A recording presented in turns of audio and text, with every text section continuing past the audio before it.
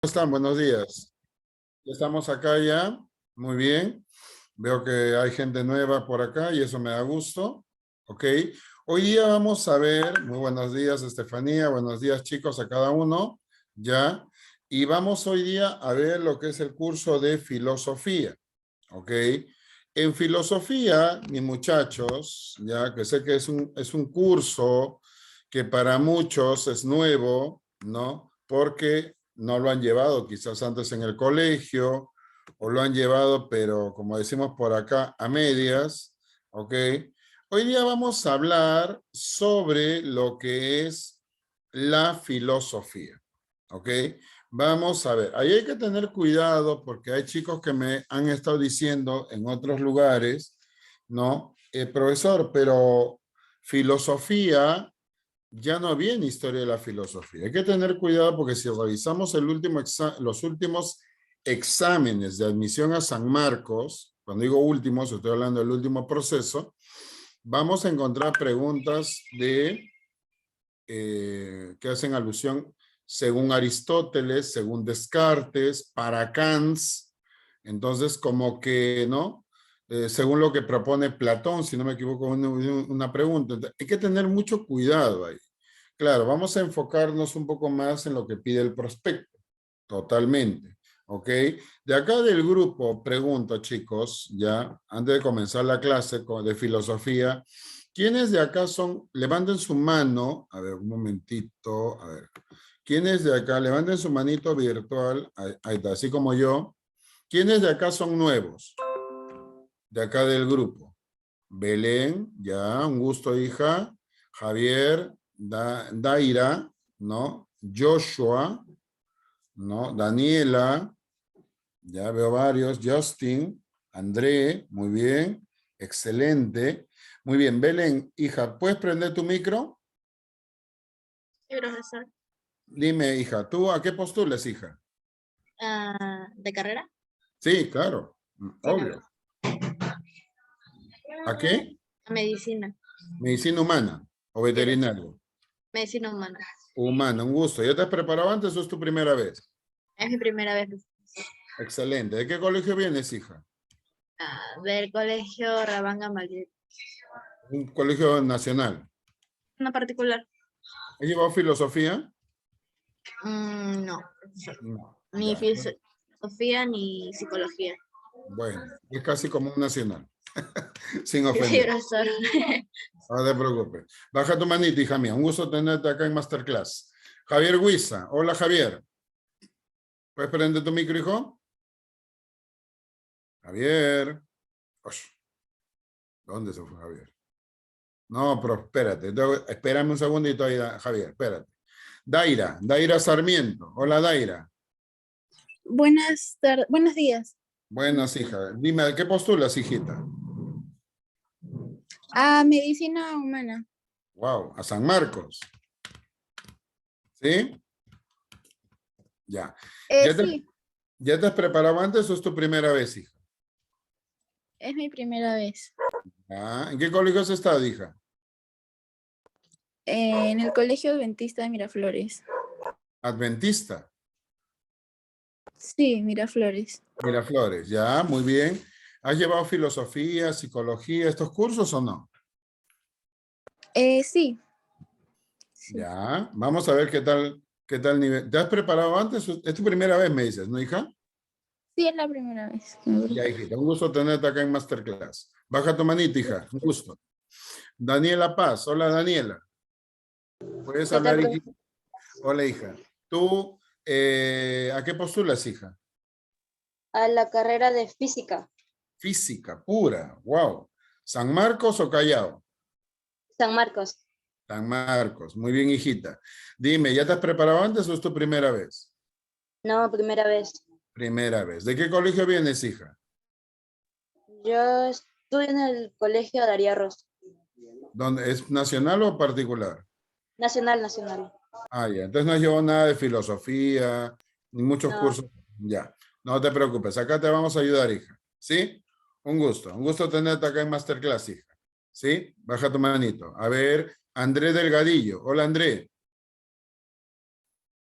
Sí, profe, buenos días. Buen día. Dime, ¿tú a qué postulas, hijo?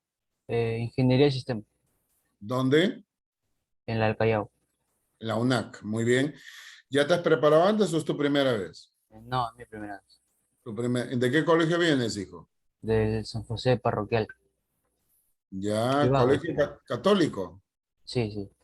¿Tomado por el anterior obispo o independiente? Eh,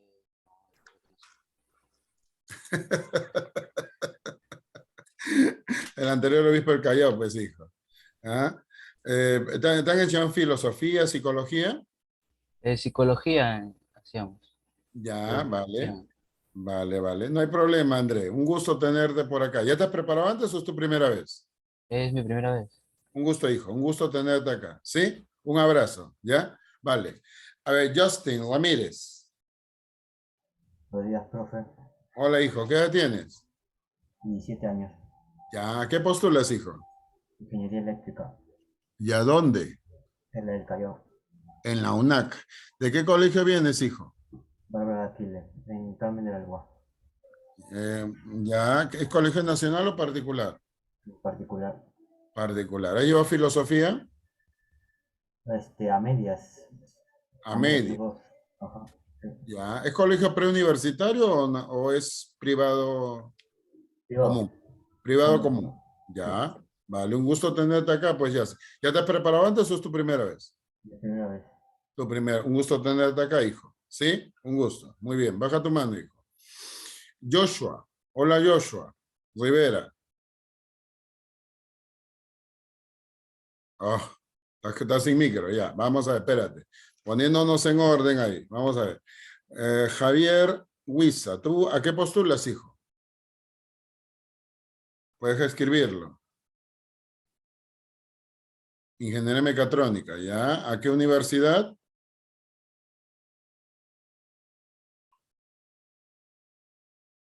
La Uni. Excelente, hijo. ¿Ya te has preparado antes o es tu primera vez?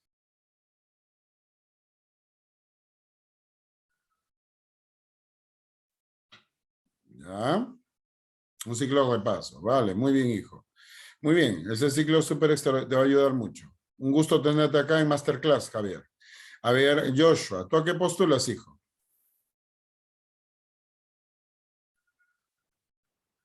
Ingeniería química, ¿dónde? ¿En qué universidad? San Marcos, muy bien. ¿Ya te has preparado antes, Joshua? Desde el año pasado. ¿En qué academia has estado? ¿O grupo de estudio?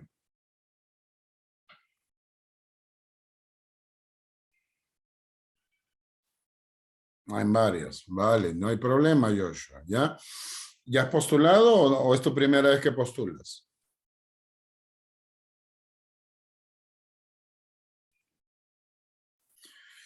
Es un gusto tenerte acá, pues, Joshua, en verdad, ¿no? Ánimo, hijo, ánimo, ya.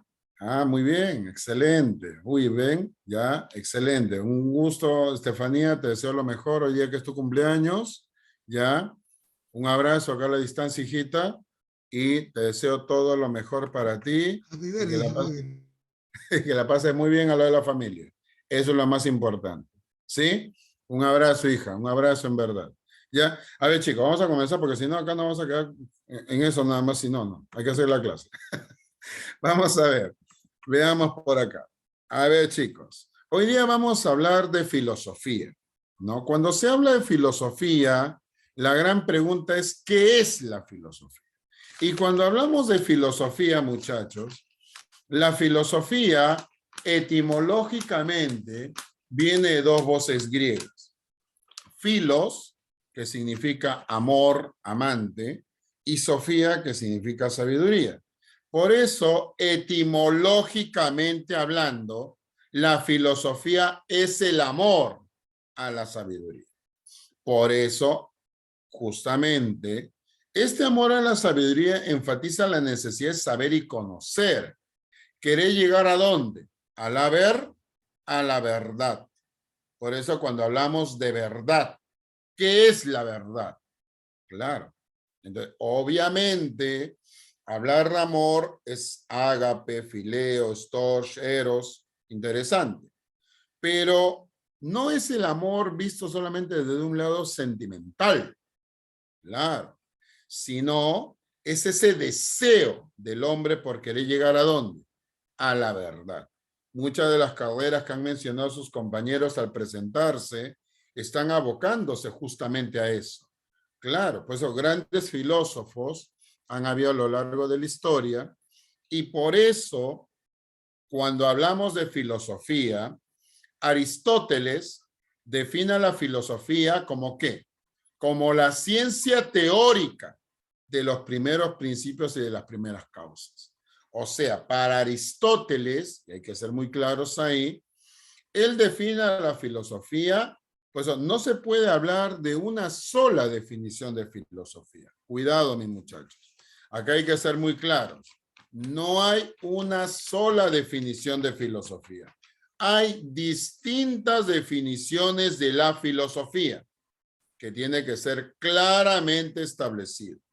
Es por eso que Aristóteles, al hablarnos de la filosofía, dice la ciencia teórica de los primeros principios y las primeras causas. O sea, no, llegar a esa primera causa que ha dado origen a todo. Claro, ¿no? Una causa que puede ser demostrable, que pueda ser objetivable, que puede... Eso. No una cuestión puramente superficial. ¿Está claro o no? Por ejemplo, ¿no? André Delgadillo. Hola, André. ¿Estás ahí, hijo? Sí, profe. ¿Tú crees en Dios, hijo? Sí, sí, Sí claro. crees en Dios. ¿Tu familia es católica? Sí, católica. ¿Practicante? Sí, Ah, van a una comunidad católica. sí, sí, va. Ah, caramba. ¿Son neocatecúmenos? Eh, sí, creo. Ah, ya. Bueno, tienen Eucaristía los sábados. Sí, profe. Ah, ya, son catecúmenos, de hecho. Yo también lo soy, ¿sí? Aunque no lo parezca. Dime, André, por ejemplo, tú tienes una primera causa, ¿no? Sí, Claro, producto de la unión del óvulo de tu mamá con uno de los miles de espermatozoides de tu papá. ¿No es así? sí. No hay otra. Acá, muy aparte de Dios, es esto. ¿Está claro o no?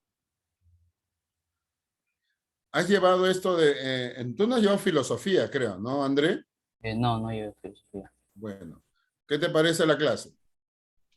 Bien, me parece interesante la filosofía. Siempre he visto videos así en YouTube Ya, vale. Tú postulas en ingeniería de sistemas. sistemas, vale, hijo. Interesante, ¿ya? Pero vamos a ver, estemos atentos acá, André. Pero ahí tenemos a otro grande. ¿Como quién, profesor? El gran Karl Marx. Carlos Marx dice, la filosofía es una concepción del mundo que además de tener como objetivo la comprensión de la realidad, debe buscar transformarla. ¿Qué significa cambiar? El cambio social. Miren qué importante, ¿no? Por eso él decía no a la discriminación, no a la alienación, no. Mira qué interesante. Ah, caramba. Entonces Marx, por eso, plantea el cambio social, dando así la revolución armada, ¿no? Que alguien podría entenderlo como que es algo malo, pero no en el sentido solamente de cambiar, o sea, utilizar el arma, sino generar un cambio, ¿no? Por ejemplo, ¿no? El hecho de que muchos de ustedes, no lo digo por André o por Daniela o por alguien en particular, pero que no hayan llevado un curso de filosofía, claro, es todo un tema. ¿Por qué? Porque van a postular a la universidad. Y la universidad, por ejemplo, si van a San Marcos, porque yo sé que André quiere postular a Callao, pero quizás ahora en marzo puede ser que desee postular a San Marcos. Entonces, caramba, entonces ahí el tema va a ser otro. ¿Por qué? Porque te dan ni filosofía, quieras o no quieras. Pero, por eso, Hegel dirá que la filosofía es el saber mismo, es el saber absoluto de la realidad. Miren, interesante, o sea, él dice, ¿no? Es el saber efectivo. ¿Para qué sirve la filosofía? Si tú quieres ser ingeniero de sistemas, si tú quieres ser médico, si tú quieres ser ingeniero químico, si tú quieres, ¿para qué te sirve la filosofía? En esa área donde tú quieres, claro, en el caso de Estefanía es diferente porque ella quiere ser socióloga. Entonces la filosofía de ley que lo va a llevar, aunque no le gustase, ¿no? Cosa que sé que no, pues, ¿no? Conmigo ya a ella le encanta la filosofía. Pero Hegel, por eso dice, es el saber efectivo. ¿Para qué te va a servir? No es solamente una teoría la filosofía, no. La filosofía no es una teoría. Por eso ahí tenemos a Wittgenstein. Wittgenstein nos dirá, la filosofía es la actividad analítica esclarecedora del lenguaje. Por eso dirá, la filosofía es la ciencia que ayudará a disolver los falsos problemas del lenguaje. Problemas que, claro, ahí está hablando del lenguaje lógico, del lenguaje científico. Es por eso, chicos, que cuando nosotros hablamos de filosofía, claro, ¿no? La filosofía por eso tiene que ser claramente entendida, ¿no? Por eso cuando se habla de la filosofía como tal, uno tiene que entender y comprender qué es la filosofía, ¿no? ¿Para qué sirve la filosofía? ¿Cuál es la finalidad de la filosofía? Y justamente por eso, cuando hablamos de la filosofía, no vamos a encontrar una sola definición de filosofía. No, sería equivocado de mi parte decirte no, solamente hay una sola definición de filosofía. No, hijos, no puedo ser tan mezquino en decir que hay una sola definición de filosofía. Por eso, vamos a ver acá. Veremos aquí, un momentito, compartir Sony, ahí está, ya está. Ahora sí, veamos este video, por favor. Hola a todos. Vamos a comenzar con el estudio de la filosofía. Y tal como es debido, nosotros debemos primero definir qué es la filosofía, de qué hablamos cuando hablamos de filosofía. Es muy interesante porque resulta que la filosofía es algo que se entiende a medida que se va viviendo, a medida que se va estudiando. Pero eso no significa que no podamos definirla. Cuando queremos definir el concepto de filosofía, lo primero que tenemos que hacer es ir a su raíz etimológica. Es decir, vamos al griego antiguo, de donde proviene, ya que la filosofía se origina en Grecia a partir del siglo VII antes de Cristo. Ahora bien, decíamos que su raíz etimológica proviene de esta época, por ende estamos hablando del griego antiguo. Con filo, que lo podemos traducir así, nos estamos refiriendo a la palabra amor en su acepción general, y con Sofía, que lo traducimos en griego antiguo, Sofía, nos estamos refiriendo ni más ni menos que a la palabra sabiduría. Ahora bien, hasta este momento no hay dudas de que la filosofía es el amor a la sabiduría. Ahora bien, ¿por qué se crea la filosofía? Se preguntarán ustedes. ¿Por qué hablamos de este amor a la sabiduría? Les cuento que en aquel entonces, es decir, en la Grecia del siglo VII antes de Cristo, todavía los primeros pensadores no podían llamarse así filósofos. Vamos a pasar a ver a este señor que vemos acá y les voy a contar por qué. Este hombre que vemos aquí, que parece que está muy concentrado estudiando, es Pitágoras. Pitágoras fue el primero en introducir en la historia del pensamiento occidental la palabra filósofo. Palabra filósofo.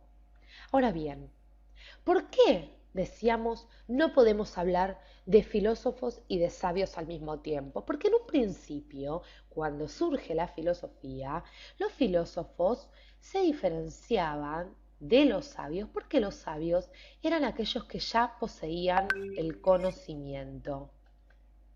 Ya poseían el conocimiento. En cambio, los primeros pensadores, posteriormente llamados filósofos, eran aquellos que buscaban la sabiduría. Es decir, no creían que la poseían como los sabios, sino que se emprendían en un camino de búsqueda incansable para poder encontrar ni más ni menos que la verdad. La verdad es aquello que le va a preocupar al filósofo, pero preocupar en el sentido de que él se ocupará, mejor dicho, de encontrarla. La verdad era para los primeros filósofos, que serán, vamos a nombrar algunos, después los trataremos en detalle, por ejemplo, Tales de Mileto o Anaximandro, inclusive Anaxímenes. La verdad, como decíamos, será para Tales, Anaximandro, Anaxímenes y otros presocráticos. Cuando hablamos de presocráticos, que es muy común que lo nombremos, cuando hablamos de presocráticos nos referimos a todos esos filósofos anteriores a Sócrates, quienes, como decíamos, y ahora sí volvamos a la verdad, para ellos la verdad era aquello que daba sentido, ¿sí? Aquello de lo cual nada se podía negar, lo que ni el hombre ni el Dios ni los dioses de aquel entonces podían desmentir. Era, si se quiere, apasionante esta búsqueda de la verdad para estos primeros pensadores, para estos primeros filósofos. Entonces, el filósofo, y ahora sí centrémonos en este concepto, era aquel que pretendía entender y explicar todo. Al filósofo todo le preocupaba, él se preguntaba y buscaba la sabiduría, amaba el saber, amaba buscar el conocimiento. ¿Para qué quería obtener el conocimiento? ¿Para qué quería llegar a la verdad? Para poder explicar, para poder clarificar. La verdad era aquello que daba sentido de alguna manera. Pero vamos a seguir con este estudio, con este, si se quiere, análisis de la palabra filosofía. Porque, y ahora sí pasemos ya a nuestra siguiente imagen. Este señor que estamos viendo aquí es Karl Jaspers. ¿Y por qué estamos nombrando, por qué estamos mostrando a Karl Jasper? Porque él nos va a mostrar o nos va a explicar un poquito cómo entendemos el origen de la filosofía, cómo, si se quiere, es este movimiento intelectual propio del filósofo. Entonces nos va a decir que el origen de todo filosofar, por medio del cual el filósofo tiende a filosofar, a comenzar a filosofar, es primero el asombro. Primero está el asombro. El asombro nos lleva a preguntarnos, nos hace plantearnos ciertos interrogantes. Y una vez que yo satisfací mi asombro con el conocimiento de lo que existe, con los conocimientos que tengo acumulados, va a aparecer la duda. ¿Qué va a ser, si se quiere, una segunda instancia? A ver, para que lo expliquemos un poquito mejor. Yo tengo conocimientos acumulados, pero no sé si son ciertos. Es decir, yo dudo sobre eso que ya poseo, sobre esos conocimientos que ya tengo, porque el hombre tiene dos formas de conocer, por medio de los sentidos y por medio del intelecto. Yo puedo dudar de aquellos datos que me dan los sentidos o aquellos datos provenientes de mi intelecto, es decir, de aquellos razonamientos que yo puedo formularme. Filosofando, dice Jaspers, nosotros nos apoderamos de la duda, nos preguntamos ¿dónde está la verdad? ¿Dónde está la verdad? Aquello a lo cual tiende todo pensador, todo filósofo. La duda, para que nosotros lo podamos entender, es como un examen crítico que le tomamos a nuestros conocimientos. Y he aquí, señores, la cuestión de cómo nosotros filosofamos. llegamos a lo que Jaspers denominó situación límite. Y permítame que les explique un poquito por qué hablamos de situación límite. Porque las situaciones límite son situaciones, circunstancias de las cuales vemos que no podemos salir, que no podemos evitar. No se pueden evitar. El filósofo, veamos nuevamente este cuadro. El filósofo parte del asombro. El filósofo luego se pregunta, conoce y duda. Adquiere una postura crítica y es si se quiere, en ese camino hacia la verdad, en donde se encuentra con esta situación límite que nosotros estamos marcando aquí, que no es ni más ni menos que lo que le provoca cierta, si se quiere, angustia. Es decir, una especie de conmoción interior que lo lleva a formularse nuevos interrogantes. Es como un proceso dinámico que no hace más que, a partir de todo un camino que recorre el pensador, inclusive nosotros como hombres, nos lleva de nuevo a plantearnos interrogantes, interrogantes, interrogantes. Nos lleva a interrogar la realidad, a someternos a la realidad. Inclusive es la realidad también la que nos interpela. La filosofía interpela la realidad, le hace preguntas, plantea problemas. En síntesis, para que nos quede bien en claro, y vamos a hacer nuevamente un espacio. La filosofía es aquella, si se quiere, que nos permite analizar, reflexionar,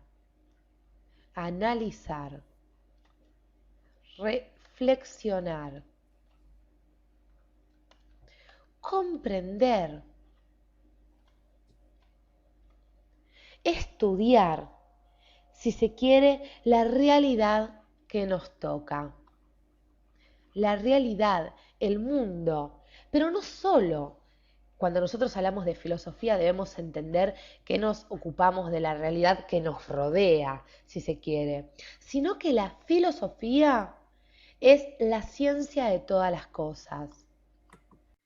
Es muy interesante ver acá, chicos, justamente esto, ¿no? ¿Por qué? Porque obviamente la filosofía está abocada a querer llegar a la verdad, ¿no? Entonces, cuando nosotros hablamos aquí de lo que es justamente la filosofía, obviamente, en un sentido lato, ¿dónde tiene su origen la filosofía? Se puede decir que la filosofía tiene su origen, como decía el gran Aristóteles, producto del asombro, que es algo inherente a cada ser humano.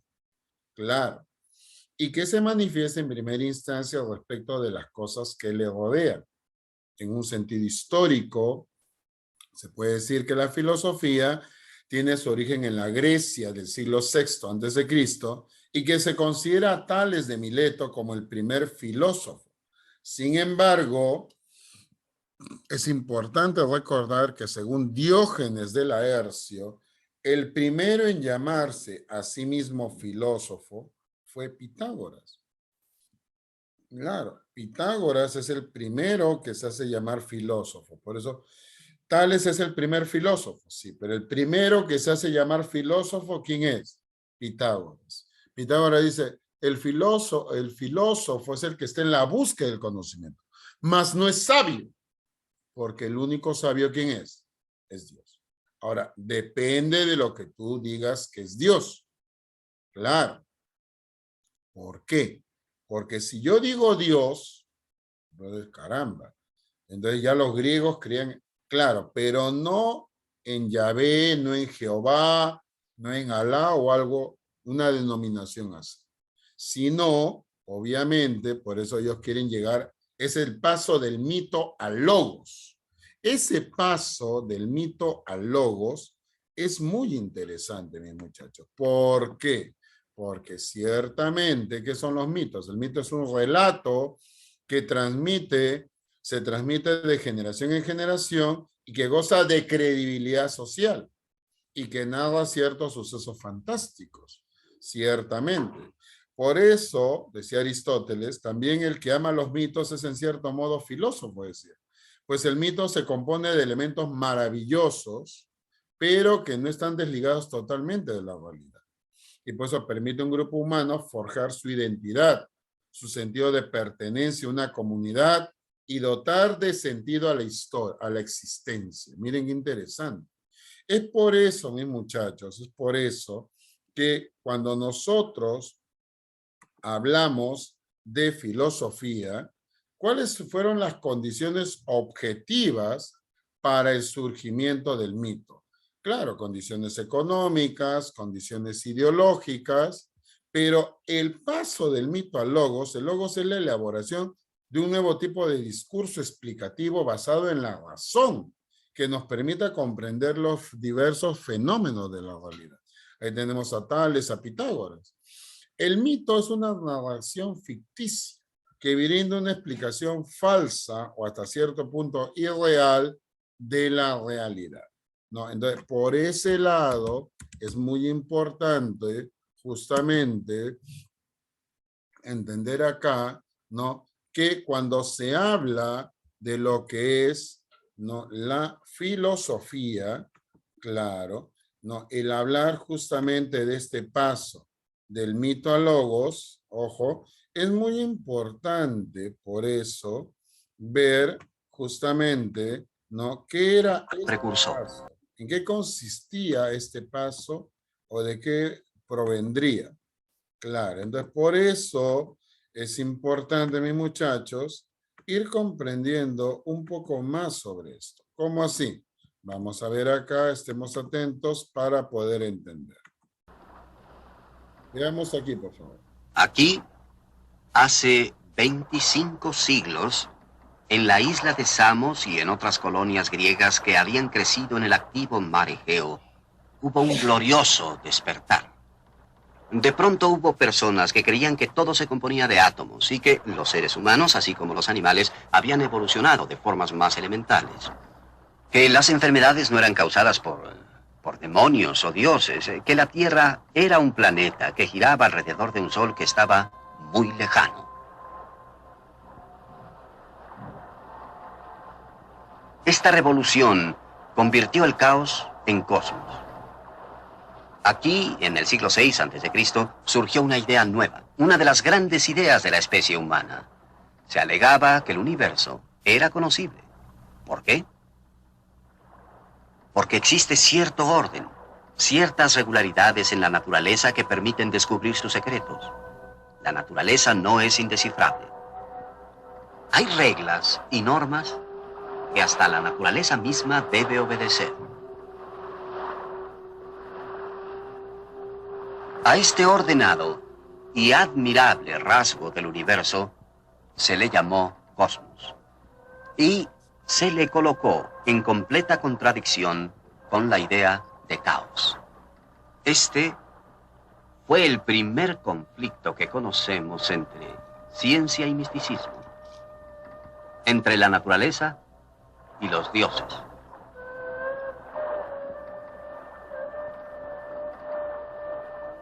Pero ¿por qué aquí? ¿Por qué en estas remotas islas y ensenadas en el Mediterráneo oriental? ¿Por qué no en las grandes ciudades de la India o Egipto? ¿O en Babilonia, China o Mesoamérica? Porque todas se encontraban en el centro de antiguos imperios, con costumbres antiguas y hostilidad a nuevas ideas. Pero aquí en Jonia había una cantidad de islas recién colonizadas y ciudades-estados. El aislamiento, aun siendo incompleto, promueve la diversidad. Ninguna concentración de poder podía imponer conformidad, así que fue posible la investigación libre. Estaban más allá de las fronteras de los imperios, así que los mercaderes, los turistas, los marinos de África, Asia y Europa se reunían en los puertos jónicos para intercambiar mercancías, historias e ideas. Existía una vigorosa y embriagante interacción de muchas tradiciones, prejuicios, lenguajes y dioses.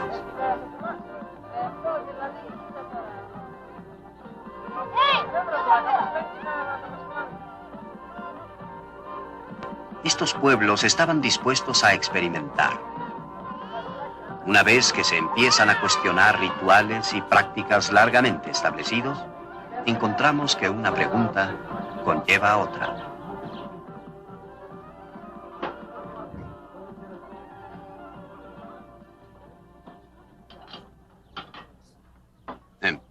¿Qué se hace cuando se presentan varios dioses diferentes, cada uno reclamando el mismo territorio? El Marduk babilónico y el Zeus griego eran considerados cada uno como rey de los dioses y amo del cielo. Se podía suponer, ya que en otros aspectos tenían atributos algo diferentes, que cada uno de ellos había sido inventado por los sacerdotes. Y si así era, ¿por qué no ambos?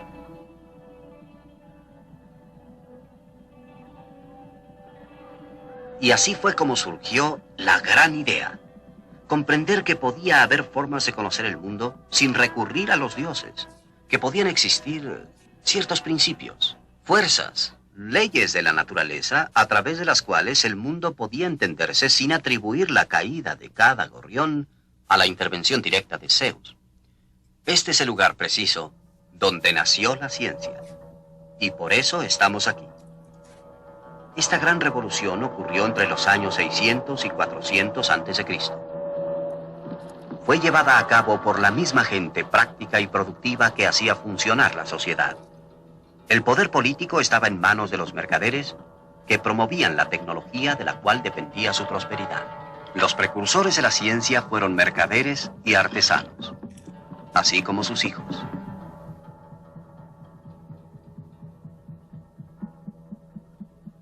El primer científico jónico se llamó Tales y nació precisamente allí, cruzando este estrecho, en la ciudad de Mileto. Había viajado por Egipto y era versado en la sabiduría babilónica.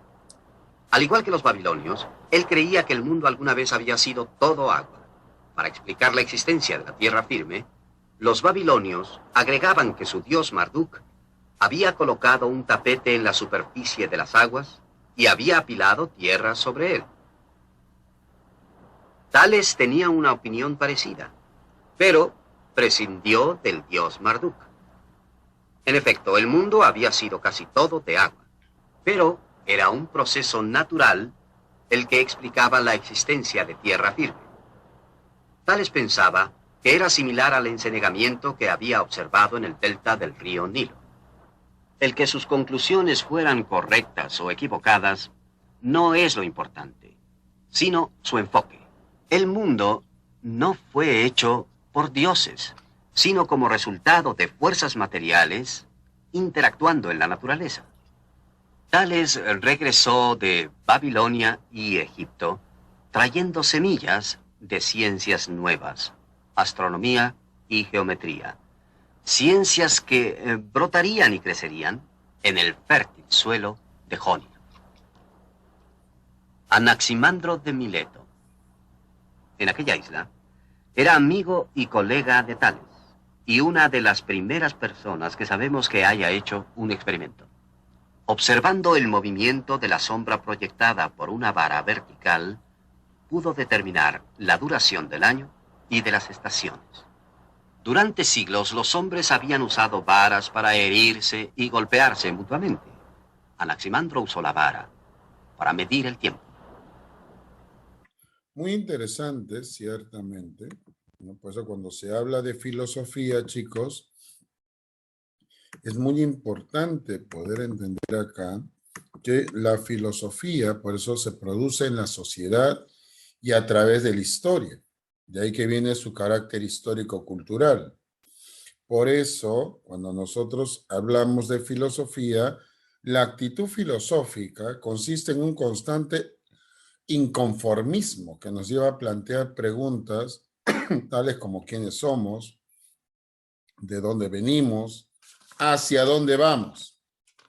Por eso, la actitud filosófica es una disposición al cuestionamiento, a la problematización, a la crítica sobre temas referentes a la realidad y a la existencia humana.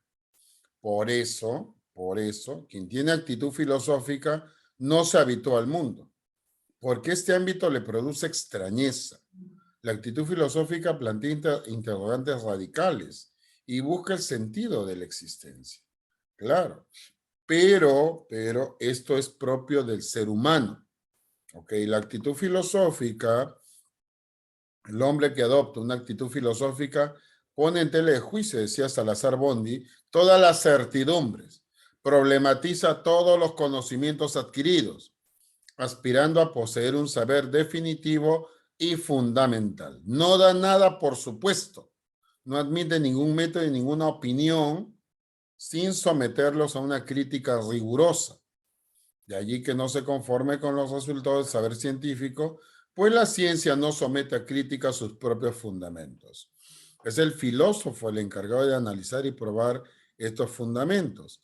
Por eso la actitud filosófica es básicamente cuestionadora, es crítica, es problemática, llevando consigo la aspiración permanente a la verdad. De acá del grupo, pregunto, por si acaso, ¿alguien de acá, levante su mano, virtual, ¿alguien de acá postula ciencias sociales? ¿Alguien de acá del grupo postula ciencias sociales? Veo una mano por ahí, Estefanía. Sí, ella va a sociología. Excelente. Muy bien. ¿Alguien más? ¿Alguien va a derecho? ¿Nadie? ¿Educación? Ya. Excelente, Estefanía. Vale. Entonces, veo que estás acá enfrentándote sola al mundo. Vale, hija. Pero vamos a ver, por eso, que la actitud filosófica tiene algunas características. Es universal porque estudia las leyes más generales que comprende todo cuanto existe. Y dado que abarca todo y ninguna realidad le es ajena. Por eso abarca todo. No abarca una parte de la realidad, no.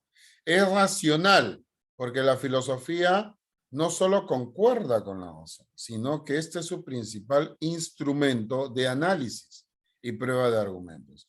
Acá no nos basamos en algo llamado fe, pero fe a veces no tan bien entendido, ¿no? Por ejemplo, a mí a veces me han dicho, profesor, usted dice ser católico practicante y parece una persona que no tuviese fe. Pero ¿a qué le llama fe? ¿Fe qué es? ¿Ser idiota? ¿Ser una persona irracional? No. San Agustín dirá, la fe es producto de la razón. Por eso, miren qué interesante, la parte racional justifica sus conclusiones, utilizando razonamientos, deducciones, conceptualizaciones y teorías. Es problemática por cuanto no se alcanza la verdad absoluta de forma completa, ojo, y definida, sino que el saber filosófico refleja distintos momentos progresivos en el desarrollo del pensamiento humano. Por eso también decimos que es crítica. Es crítica ¿por qué? No porque va destruyendo gente por ahí, sino porque somete al rigor del análisis las tesis planteadas, detectando fallas o falsedades. Cuestiona supuestas verdades. Acá no hay criterios de autoridad. No es que lo dijo alguien. Ve creencias o prejuicios. Hay veces, por eso encontramos personas, por ejemplo ahora estos grupos antivacuna, que seguramente han visto en las redes sociales, ¿no? No, es que la vacuna es un complot, nos quieren inocular un virus, nos quieren matar, ¿no? Han visto eso seguramente. Lo pueden escribir por el chat, no hay problema. Claro, yo sé que quizás acá hay chicos que son también chicos antivacuna, alumnos antivacuna. Pero te diré algo. Las vacunas no aparecen de un día para otro. Cuando es una pandemia, las pandemias no son algo acabado. O sea, no es algo que se solucione inmediatamente. Si fuese así, qué bacán sería, hijos. En verdad se los digo abiertamente. Excelente. Pero es un proceso. Y en ese proceso hay que ir experimentando. O sea, la ciencia y este virus, que es el coronavirus, está mutando grandemente, ¿no? O sea, aún más, ¿no? Hay que tener mucho cuidado ahí. ¿Por qué? Porque obviamente hay personas que nos pueden inocular ideas que no son las más adecuadas. Decimos radical, por cuanto busca la raíz, los fundamentos o principios de las cosas. Claro, busca las últimas causas, razones o explicaciones de las cosas. Es metódica porque utiliza procedimientos, técnicas para alcanzar los conocimientos. La dialéctica, la mayéutica, ¿no? El pensamiento o técnicas, el silogismo categórico, ¿no? Es sistemática porque en cuanto a los conocimientos filosóficos se encuentran organizados en teorías, doctrinas, las cuales ordenan y relacionan sus argumentos y planteamientos. Es por eso, muchachos, que en esa línea, justamente, ¿no? Tenemos que ver cómo es que aparece la filosofía, cómo es que surge la filosofía, y por eso, cuando se habla de filosofía, la filosofía tiene que ser bien entendida. ¿En qué sentido, profesor, y cómo así? Veamos acá. Estemos atentos con esta clase de Pepi Patrón. Hoy día vamos a hacer una clase de filosofía. Vamos a hablar de la filosofía en términos más o menos generales, de su origen y de su historia, porque a diferencia de otras disciplinas, la filosofía siempre está pensando sobre su propia naturaleza. Cuando uno va a una clase física, no se pasa algunos semestres hablando de qué es la física o la química. En filosofía sí, porque el quehacer filosófico está directamente vinculado a sus orígenes. Es decir, el modo mismo como nace la filosofía nos da la pauta de qué es hacer filosofía. Me estoy refiriendo en este caso a la filosofía occidental, que es la que vamos a trabajar. El pensamiento oriental, el pensamiento chino, el pensamiento hindú es un tema que escapa a este curso y a estas competencias. Entonces, la filosofía viene del griego, filosofía, que significa estrictamente disposición al saber, disposición, búsqueda, amor a la sabiduría. Entonces, un primer punto de partida es que la filosofía no se define como un conjunto de conocimientos, como una verdad o como un saber, sino como una disposición, como una actitud interrogativa respecto de lo real. ¿Y qué es lo propio de esta actitud interrogativa? Es que la filosofía, dicen los griegos, nace del asombro, de asombrarse, es decir, de aquello que parece lo común, lo cotidiano o lo extraordinario, nos invita a pararnos un momento, a detenernos y hacernos preguntas que normalmente no nos hacemos. ¿Y cuál es lo propio de la pregunta filosófica? Que es una pregunta que desde el asombro nos invita a detenernos al ocio, pero no en el sentido de estar ocioso sin hacer nada, sino en el sentido del negotium. O sea, no es un negocio que estar todo el tiempo en movimiento, sino es pararse, asombrarse e interrogar. ¿Interrogar qué? ¿A qué se dirige la interrogación filosófica? A la totalidad de lo que existe. La interrogación filosófica es una pregunta respecto de todo lo que es, y es además una pregunta que pretende ser radical, ir a las raíces, no eludir las dificultades e instalarse en este asombro e instalarse en las cosas del mundo que nos asombran, las cosas de nosotros que nos asombran, las cosas de los demás que nos asombran. Entonces, nace como un intento de pregunta radical, como un intento de pregunta que apunta a la totalidad y que busca en su origen lo que nosotros llamamos un principio constitutivo, un elemento unitario a partir del cual dar cuenta de la realidad. Eso se llama arjé. Entonces, la filosofía nace como una búsqueda de este principio unitario y podemos decir así de manera muy simple que en la filosofía antigua, es decir, en sus orígenes, se comienza a dar cuenta de la totalidad de lo existente a través de la propia naturaleza. La physis, la naturaleza, es el punto de partida a través del cual los filósofos pretenden dar cuenta racional de lo que es. Dar cuenta racional, ahí viene en nuestro auxilio también otra extraordinaria palabra griega que es el logos. Logos significa en griego al mismo tiempo razón y palabra, razón y discurso. Entonces, dar cuenta racional de lo que existe a través de principios, y originalmente el primer filósofo griego dice que ese principio explicativo, constitutivo, es el agua. Entonces, la historia de la filosofía occidente comienza con estos intentos de dar cuenta de este principio a partir del cual se explica, se sustenta lo real, ¿no es cierto? No como una causa externa, sino como algo que forma parte de la totalidad de lo real. Y hay muchos esfuerzos en la filosofía llamada presocrática, el agua, los 4 elementos, el aire, y en este contexto irrumpe la figura de Sócrates, que es el filósofo que baja la filosofía del cielo a la tierra, a decir de Cicerón. Es decir, ya no busca ese principio unitario en la naturaleza, sino que entra a la polis, a la ciudad, a la comunidad. Sócrates es el filósofo que comienza a indagar entre y con sus conciudadanos. Bueno, tú eres médico, ah, qué bueno, ¿y qué es la medicina? ¿Y qué es la salud? Tú eres juez, ¿qué es la justicia? Tú haces política, ¿qué es la vida buena en la comunidad? El filósofo te convierte la filosofía en una interrogación al interior de la comunidad ética, al interior de la vida compartida. Y Sócrates entonces convierte el quehacer filosófico en una permanente actitud de examen. Una vida sin examen, dice Sócrates, es una vida que no vale la pena ser vivida. ¿Y qué se examina? Pues se examina precisamente todo aquello que se supone son nuestras grandes certezas, nuestros grandes conocimientos. Sócrates las cuestiona, las pone en duda, incluso con su ironía a veces deja en ridículo al que más sabe.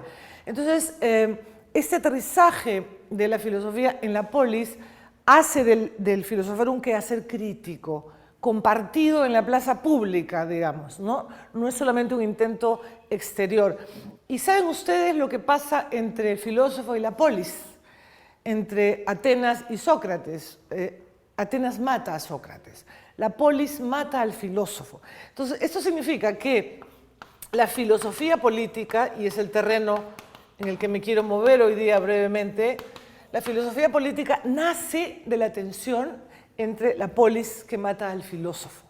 Entonces, discípulos de Sócrates como Platón y Aristóteles quieren buscar, seguir interrogando esta vida práctica humana, esta vida comunitaria, esta concepción ética de lo que es el bien, de lo que es la justicia, pero también apelan a una instancia que podría considerarse más sólida, que es la metafísica. Fíjense ustedes que metafísica es ir más allá de la física, buscando, en el caso de Platón, ideas, buscando la sustancia, buscando el ser, en el caso de Aristóteles, para tener como un mundo más estable, como un mundo menos sometido a la contingencia, ¿no? Que es sobre todo lo que Platón le reclama a Atenas. Aristóteles quiere distinguir, y hablo de ellos porque quiero mostrar cómo el modo de interrogación que nace con ellos es el que persiste, por ejemplo, en muchos de nuestros debates contemporáneos.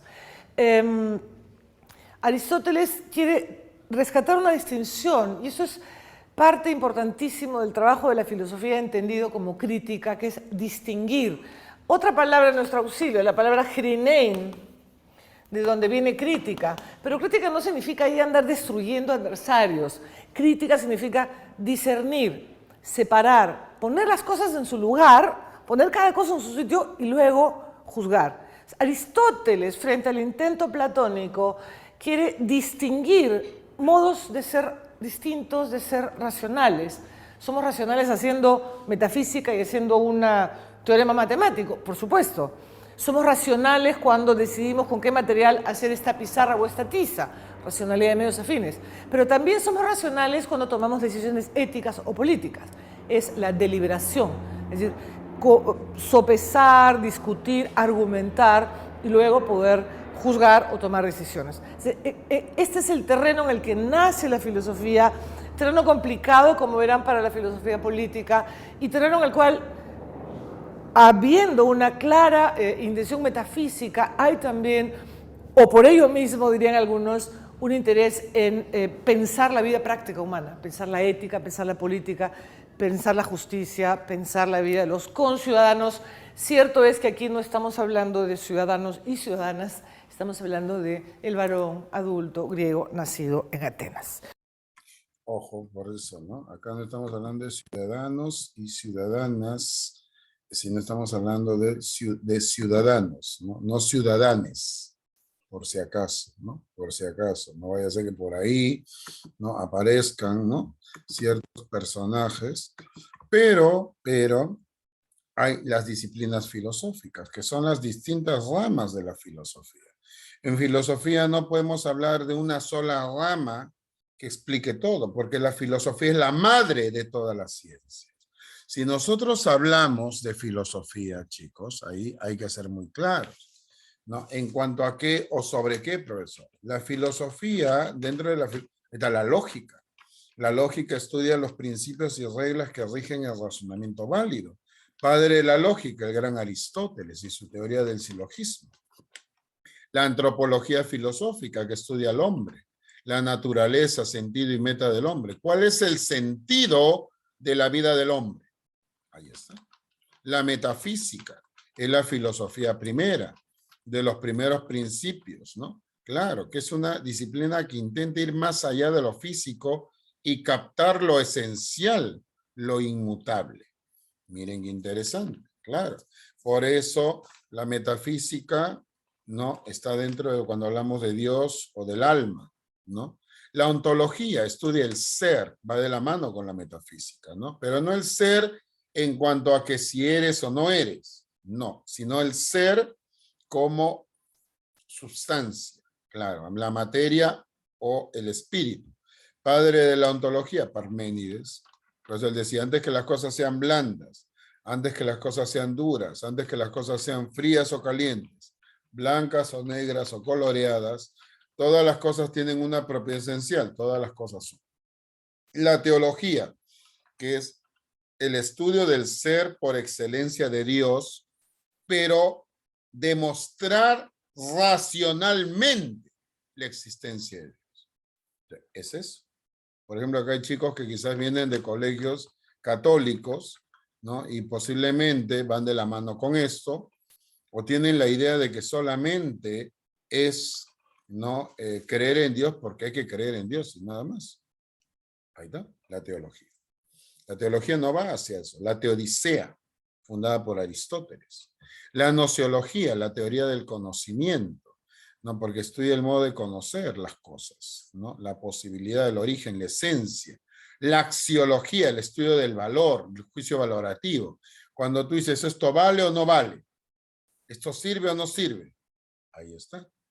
Interesante, profesor. Claro. La epistemología. La epistemología se centra en lo que es el problema de la ciencia.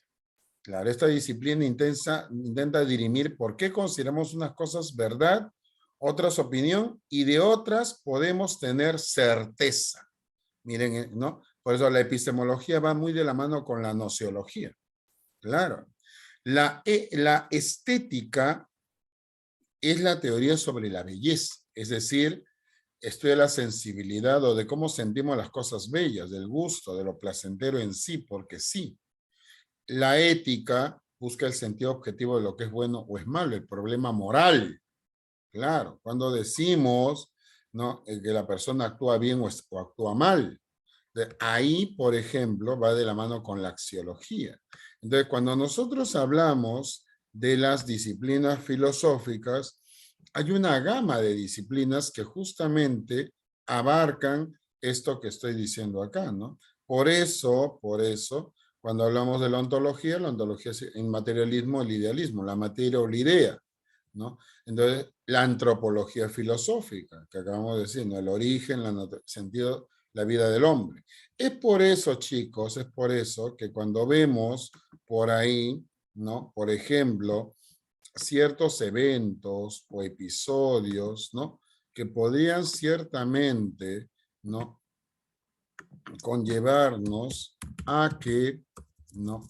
Cuando nosotros hablamos, ¿no? Por ejemplo, ahí está, ahí hay que tener cuidado, ¿no? Porque ciertamente ahí podríamos ver, ¿no? Ciertos elementos, ¿no? Que sería muy interesante, ¿no? Ver, ¿no? Por ejemplo, ¿no? De alguna manera, ¿no? Ciertos elementos que nos podrían ayudar, ¿no? A poder visualizar mejor ciertas realidades. ¿Cómo así, profesor? Es por eso que cuando se habla de filosofía, la filosofía no es una teoría, no son teorías nada más. La filosofía abarca mucho más que eso, ¿no? Entonces, por ejemplo, ¿no? Ahí podríamos, por ejemplo, ir viendo, ¿no? Algo como esto, ¿no? Por ejemplo. A ver, ¿cómo qué, profesor? Veamos acá. Su cubrebocas es no confiar en Dios. Su sermón para no usar el cubrebocas en plena pandemia sorprendió a sus feligreses. Deseo fuertemente pronto poder verlos a ustedes sin esa cosa que trae en su cara. Sobre todo porque el obispo de Tamaulipas, Antonio González, fue más allá de solo criticar algunas de las medidas sanitarias implementadas por el gobierno para tratar de detener los casi 2 millones de contagios y las más de 175,000 muertes que ha dejado el coronavirus. Me parece que nos está faltando fe, una fe que nos impulse a pedir a Dios que esto se acabe. Si tú trajeras cubrebocas. Es interesante, ¿no? Por ejemplo, ¿no? Si yo le pregunto al señor André Delgadillo, hola André, ¿estás ahí, hijo? Sí, profe. ¿Qué te parece la opinión de este sacerdote? No, la verdad que no. ¿Estás de acuerdo con él o no? No, no estoy de acuerdo. ¿Por qué? Porque estamos en pandemia, ¿no? Y hay un virus que es muy contagioso. Y no solo teniendo fe no te va a dar el virus. Exacto, ¿no? Aún más, André, ¿no? Por ahí ha salido un pastor evangélico también diciendo, ¿no? Esto de acá, no solamente en el mundo católico, ¿no? Que ha dicho de que no sería bueno, no, eso significa no tener fe, ¿no? Entonces, en este punto hay que ser muy claros, ¿no? Entonces, por ejemplo, ¿no? Javier Huiza. Hola, Javier. ¿Estás ahí, Javier? ¿Dónde está Javier? Prende tu micro, Javier, prende tu micro. Las llagas de Cristo. Creo que no tienes micro, ¿no? Muchacho. Sí, ya me di cuenta. Pero, no te preocupes, hijo. A veces pasa eso, ¿no? Sí, nunca falta eso. Pero por eso mismo, ¿no? Estamos en una época de pandemia, ¿no? Y es bueno escuchar a André, porque viniendo de un colegio católico se nota que no es tan cuadriculado, ¿no? Y eso es bueno, eso es muy bueno, ¿no? Y por eso, cuando hablamos ya de filosofía griega, chicos, cuidado, porque esto también te podría... La filosofía griega se divide en 3 periodos. ¿Ya? El periodo cosmológico, también llamado periodo presocrático, el periodo antropológico y el periodo de los grandes sistemas. Hoy día veremos el periodo cosmológico presocrático. El periodo cosmológico empieza aproximadamente entre el siglo VII y el siglo VI a.C. Acá la filosofía se centra en el estudio del arjé, el origen y fundamento del cosmos. Claro, por eso para los griegos la filosofía se inicia con el paso del mito al logos, cuando se prefirió una explicación racional a una explicación mítica. La pregunta por el universo, por la naturaleza, por su origen y la causa de sus procesos. Era una pregunta racional basada en análisis y que requería análisis. Pues el paso del mito al logos se produce cuando se convierte o transforma la idea de mito en la idea de necesidad lógica o ley natural. Por eso hay un elemento que solo aparece en la mitología griega. La idea de destino, la fuerza superior a la voluntad de los hombres y de los dioses, y que determina aquello que necesariamente tiene que ocurrir.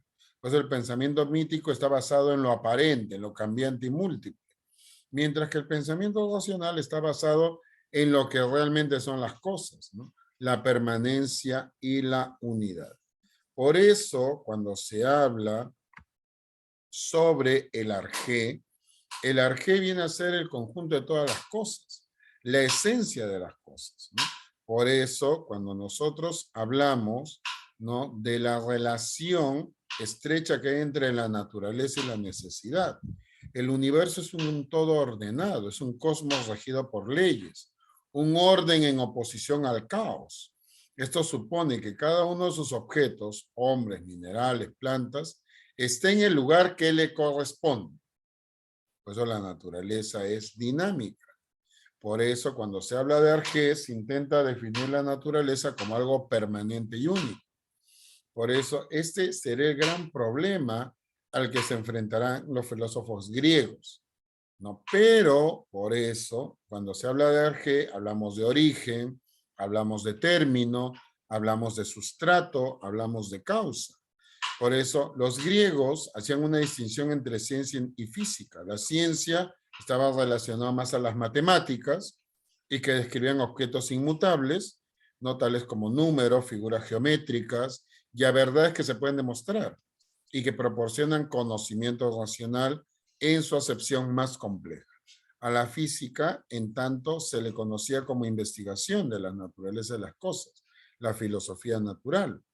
Es por eso que si hablamos de representantes, tenemos a Tales, primer filósofo, está entre uno de los 7 sabios de la Grecia antigua. Aristóteles lo considera el primero de los físicos. Él creía que el Argé estaba en el agua. El agua es el origen único de todas las cosas y que todas las cosas están llenas de dioses, ¿no? Ilomorfismo, ilozoísmo, perdón, ilozoísmo, no, ilemorfismo. Claro, por eso ahí vemos a Anaximandro.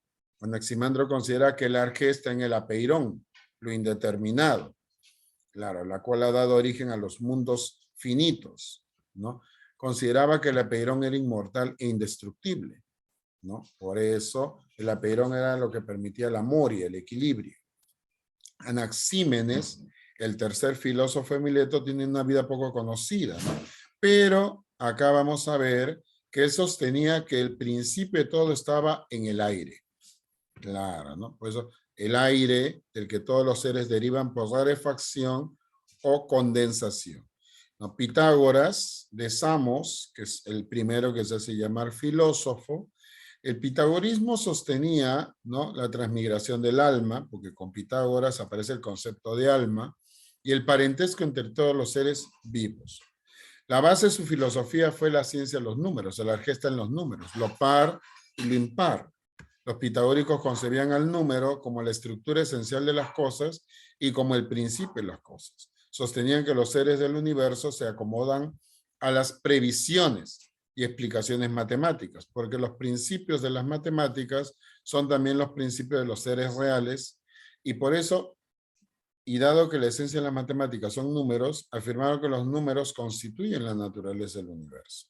Es por eso, chicos, que cuando se habla acá justamente, ¿no?, de la filosofía, aquí hay que ver justamente también a dos grandes de la filosofía en este momento, ¿no?, de este periodo de la filosofía, que son Heráclito y Parménides. Claro, ellos de alguna manera nos van a mostrar algo muy interesante, ¿no?, muy particular, en cuanto a qué o sobre qué. Vamos a ver acá para tenerlo claro. Estemos atentos ahí. De los filósofos monistas, y también hemos analizado de forma general las características del pensamiento pitagórico.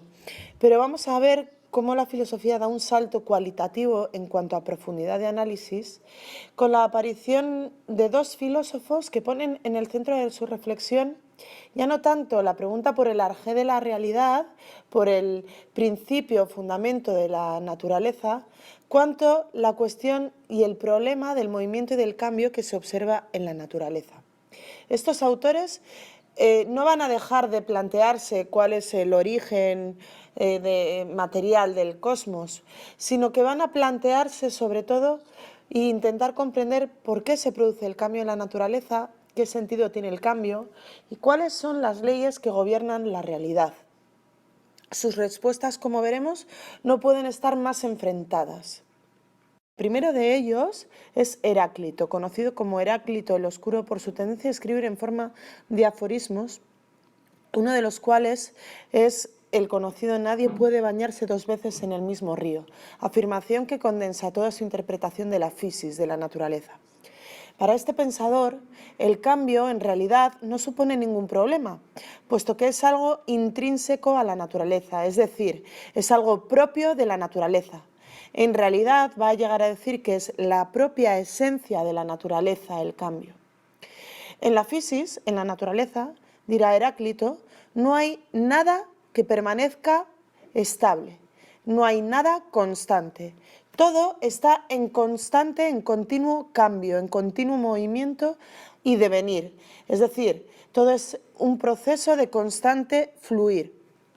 La pregunta que se hará Heráclito al observar la naturaleza es, si todo es cambio, ¿por qué hay, sin embargo, orden? Es decir, no vemos que en la naturaleza haya caos o desorden, sino que hay un cambio, pero un cambio lógico, ordenado y sometido a una ley racional, a un logos que gobierna esta fisis y que explica cómo se produce el cambio y por qué se produce como se produce. El cambio, dirá Heráclito, como hemos señalado, es un proceso racional y necesario. No es caprichoso o arbitrario, sino que tiene un sentido y sigue un proceso lógico, porque está sometido, como hemos dicho, a una ley racional y natural. ¿Cuál es esta ley? La lucha de contrarios. La fisis está en constante movimiento y cambio, pero dirá Heráclito, sin embargo hay armonía y equilibrio en ella. Es una armonía tensa, como la de las cuerdas de una guitarra. Es una armonía y un equilibrio dinámico entre parejas de opuestos. Por ejemplo, lo frío y lo cálido, la vida y la muerte, la noche y el día.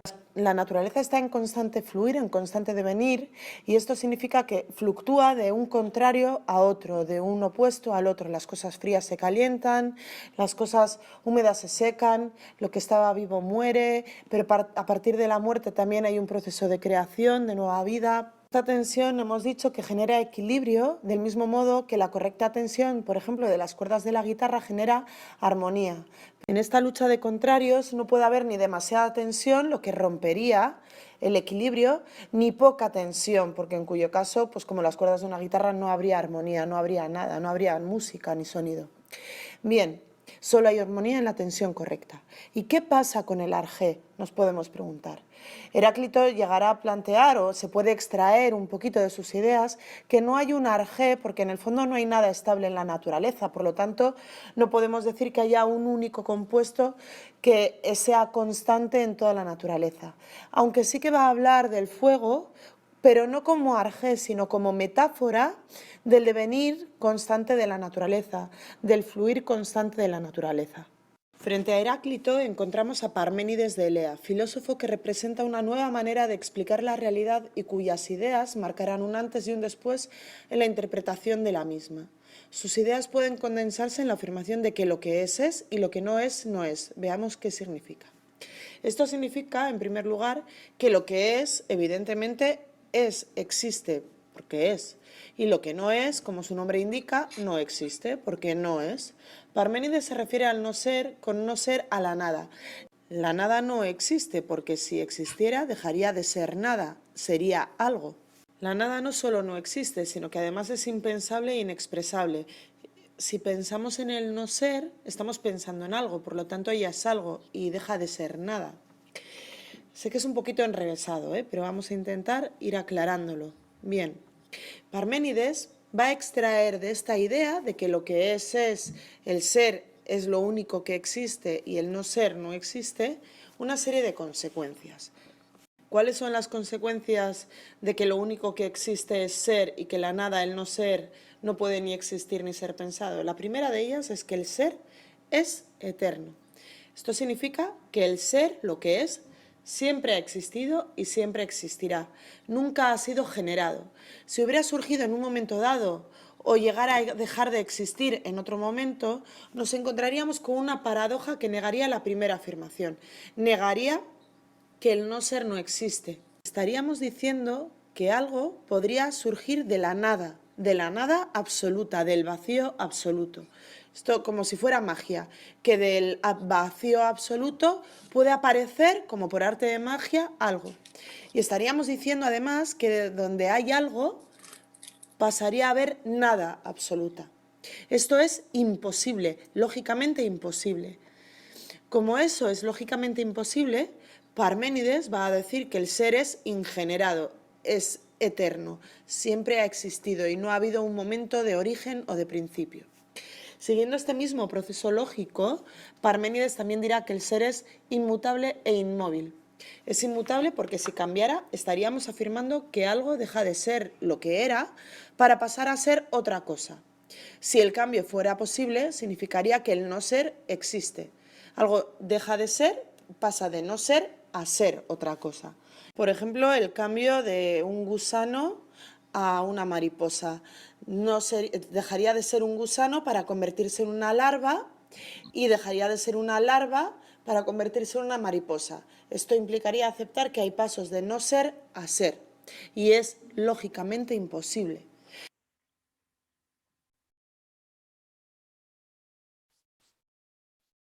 Es interesante justamente poder ver esto, chicos.